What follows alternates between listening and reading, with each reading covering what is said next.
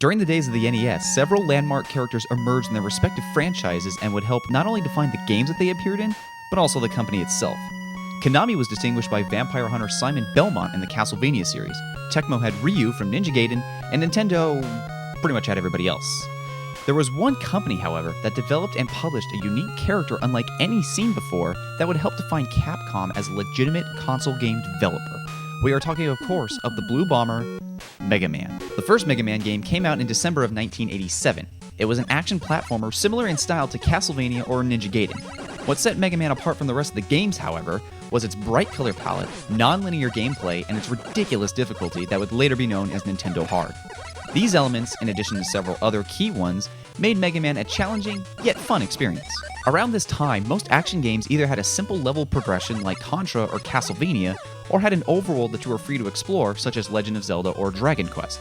Mega Man essentially cut out the middleman by sending you directly to the boss stage of your choice. You were able to fight the bosses in whatever order you please, which was different from a lot of other games. Once you defeated the boss, you were given their abilities which you could use in future levels. Each boss was also more vulnerable to certain acquired abilities, which added a strategic element to the game. I mentioned earlier that Mega Man was difficult. Trust me when I say this game is one of the most difficult games I've ever played on the NES. It's not impossible, nor is it cheap, but it's an obvious statement that this game is living proof of the mantra, practice makes perfect. The first couple times I played Mega Man, I could barely advance to the level. After learning some of the enemy patterns and playing it for a few hours, I eventually became good enough not to die so quickly, although I'm still pretty bad at this game. You will be challenged pretty heavily, but I found that many times, if you just advance slowly and take your time to think, you can avoid certain death. Like that. There are two things that make Mega Man very difficult.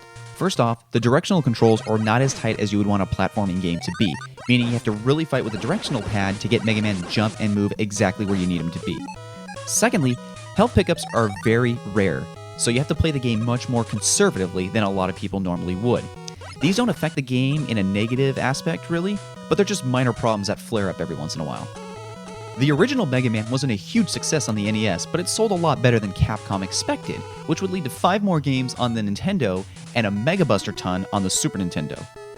Each Mega Man game after the original would include new elements that vastly improved the gameplay, such as power sliding, E-tanks to store and fill health, passwords for saving game progress, and charging your Mega Buster for a much more powerful attack. What many will consider disappointing is how Capcom handled the 25th anniversary of Mega Man. That's right, if you were paying attention earlier, I mentioned this game came out in December of 1987, marking the 25th anniversary of Mega Man has already passed. This would have been a perfect opportunity for Capcom to at least announce a new game in the Mega Man franchise. But no. Instead, we get this.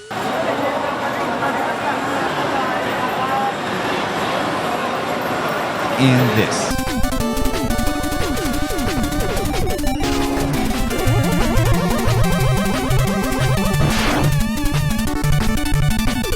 Actually, that last one looks like a lot of fun.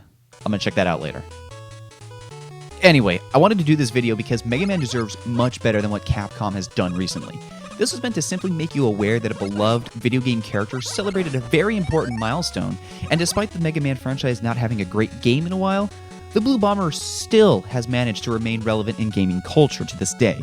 So to close out, I want to wish Mega Man a very happy 25th anniversary. I'm sorry I'm late with this, and I'm really sorry I couldn't attend your party. Apparently there was some big shindig that nobody got the invitation to, myself included, and I apologize deeply. Don't blame me. Talk to Papa Capcom. You deserve better than this, my friend. That's all we have for now, but thanks for tuning in. Be sure to follow Geek Legacy on Twitter, Facebook, and check out all of their sweet content over at geeklegacy.com, especially the articles written by that Stephen James guy. He's cool. I mean, he is awesome. Yeah, I know that's me. I know I'm talking about myself like some giant jerk ass, okay? Support the cause, dude. Support the cause.